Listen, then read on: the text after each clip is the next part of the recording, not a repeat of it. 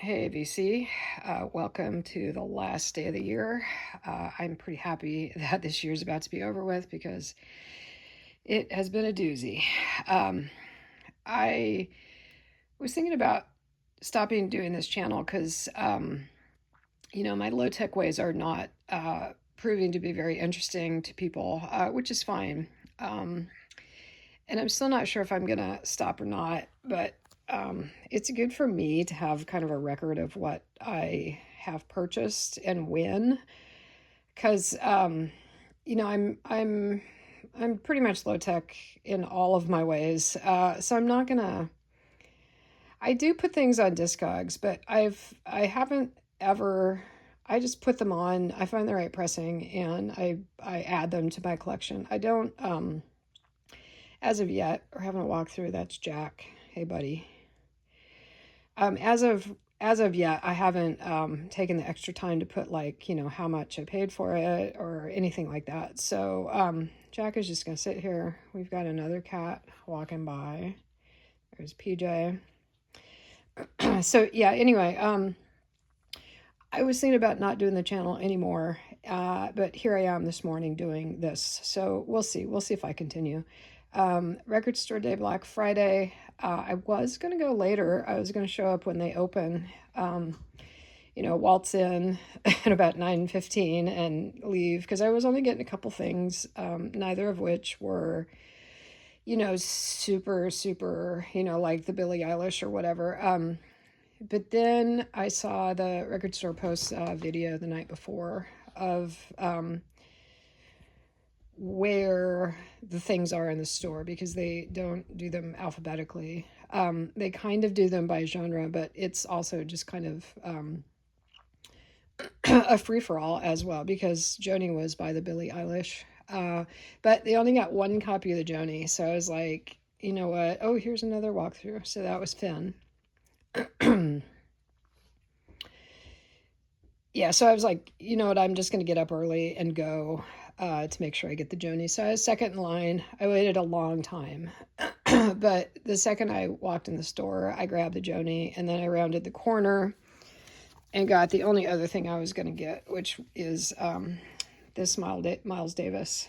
Both of these are great. I've listened to them and very happy with them. So then time went by.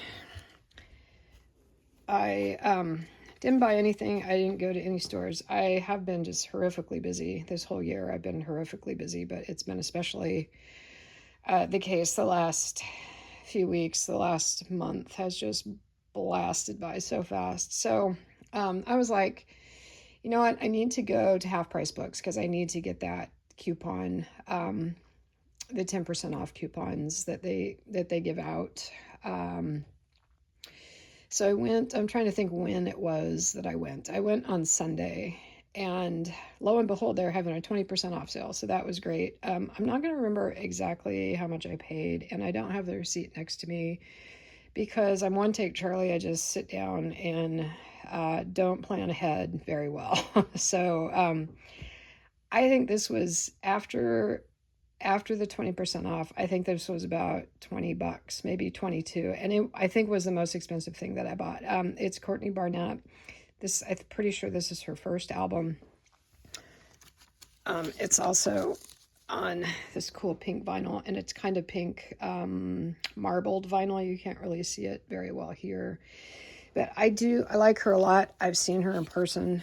She puts on a great show. So I have two other Courtney Barnetts. I think that leaves me with maybe two or three more to get to have the complete collection. Then, speaking of complete collection, I am a huge Patsy Cline fan, always have been. This is the original showcase. So this came out before her death, and then again, I don't have it just sitting close by, but you're maybe familiar with the showcase that was released, Poths, it's too early for me to say that word, Poths, yeah, after her death. We'll just go with that for right now.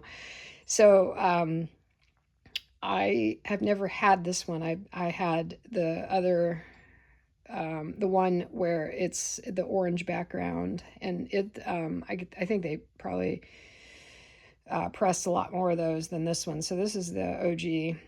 It was like nothing. It was $4.99, and then 20% off made it like what, about $4.20 or something like that. It does have a little bit of a split on the top, but the record itself plays well. And for a record that is more than 60 years old, it's in surprisingly good condition, I think. So I'm not sure why it was priced as low as it was. I have listened to it, and it's pretty crisp and clear too.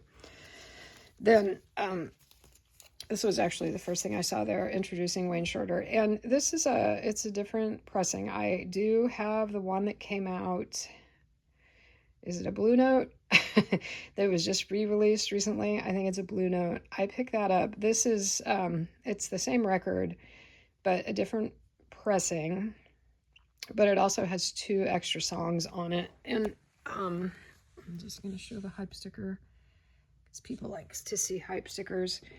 I haven't played this yet, so I don't know exactly how it sounds.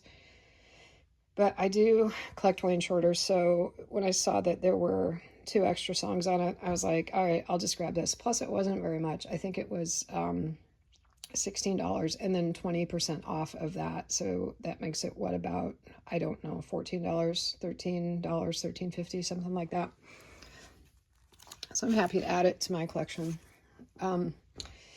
This, I think, get rid of this trash on the floor. That's nice. This, I think, is the first Stray Cats album. And the pressing is from Germany. Is there a US press? I'm not sure.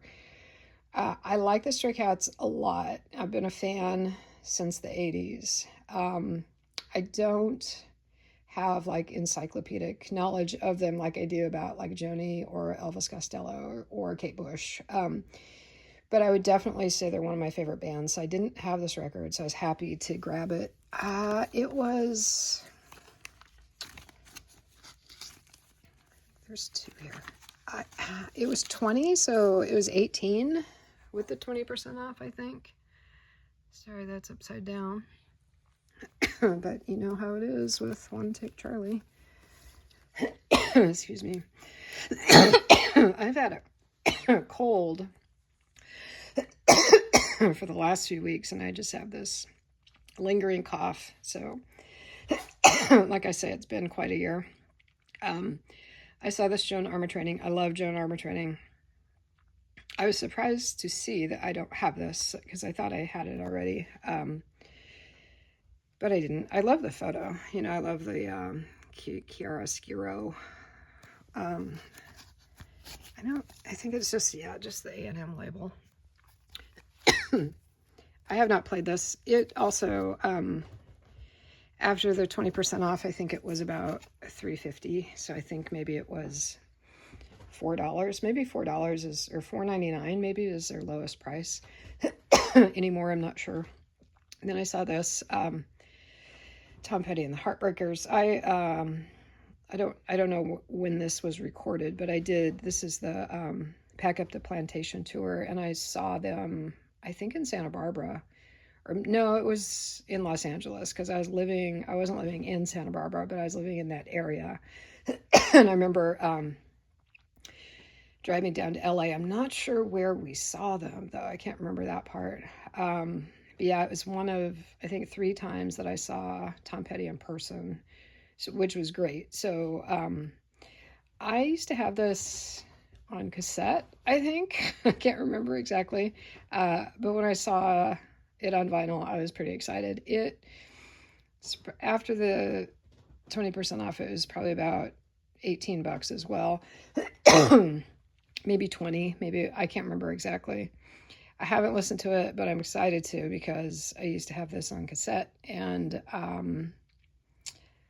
listen to it all the time. So it's going to have some happy memories, I think. And then, is this the last one? Yeah. I saw this Queen Ida and her Zydeco band. I think at a certain point they became Queen Ida and her Bon Temps Zydeco band, I think, if I recall correctly. So this is a live recording in San Francisco. She lived in San Francisco. She was born in Lake Charles, Louisiana, I think, which I think is where everyone that's born in Louisiana is born, in Lake Charles. She lived somewhere like Galveston or Houston or something for a while, and then somehow moved to San Francisco, and she was like a bus driver. I apologize for my cough. I just can't quite help it. I did listen to this. I don't know how I heard about her, but it was back in like the 80s. So it may be because I was in Northern California, and I may have heard about them, with her living in San Francisco. Did I say she's a bus driver? I don't know if she drove the Muni buses or if she drove something else, but I think it's pretty cool. You would not catch me driving a bus in San Francisco. It's all I can do to drive a car there. So I listened to this as well, and it also cost nothing. It was like $3.50 or $4 or something. I kind of looked at the label because I didn't know anything about it, but I'm like, that's probably a pretty small label. It'll probably be a pretty good record. And it is. I listened to it yesterday and I was just bopping along. So that was great. All right. That's all I bought in the last, 2 or 3 months, 3 or 4 months even. So like I said, I'm not sure I'm going to be back, but maybe I will be. And that's it, I guess. So yeah, happy last day of the year. Wish you all the best of luck in the next year. I sure hope things improve a bit for me. And that's it. I'll talk to you later. Peace out, vinyl community. Ciao.